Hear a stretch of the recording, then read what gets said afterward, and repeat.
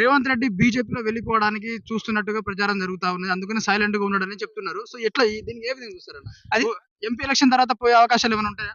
అది కావచ్చు చెప్పలేమండి. ఎంపీ ఎలక్షన్ అని కాదు. ఎంపీ ఎలక్షన్ చూస్తాడు. చూసి ఎటు ఉన్నది ఓట్లు ఎట్లా ఉన్నాయి ఎట్లా ఉంటది అని చూసి ఆయన ఇప్పుడు మీటింగ్ పోయినప్పుడు నేను బడే బాయ్ నేను చోటే బాయ్ అని అనుకున్నారు కదా. ఆయన ఇవన్నీ చూసిన తర్వాత ఆయన పోయే అందులో బీజేపీలో పోయే అవకాశం ఉంటాయి కావచ్చు. మనం చెప్పలేము. అది వెనక నడిపించలేదు మనకు తెలియదు. మన ముంగట నా కాంగ్రెస్ అని తిరుగుతాడు. ఇప్పుడు నరేంద్ర మోడీతో కమ్మక్కున్నది తెలియదు, ఏదున్నది తెలియదు. ఆయన రాగానే బడే బాయ్ నేను చోటే బాయ్ గుజరాత్ మాడాలి మాకు నా తెలంగాణ చేయాలని మాట్లాడతాడు. రాహుల్ గాంధీ వాళ్ళని వ్యతిరేకిస్తాడు, ఈయన దగ్గరిస్తాడు. అదేమన్నట్టు ఈయన పైన ఉన్న రాహుల్ గాంధీ బీజేపీని వ్యతిరేకిస్తాడు. సో దీన్ని బట్టి తెలంగాణ రాష్ట్ర ప్రజలు అర్థం చేసుకోవాలి. చేసుకోవాలి.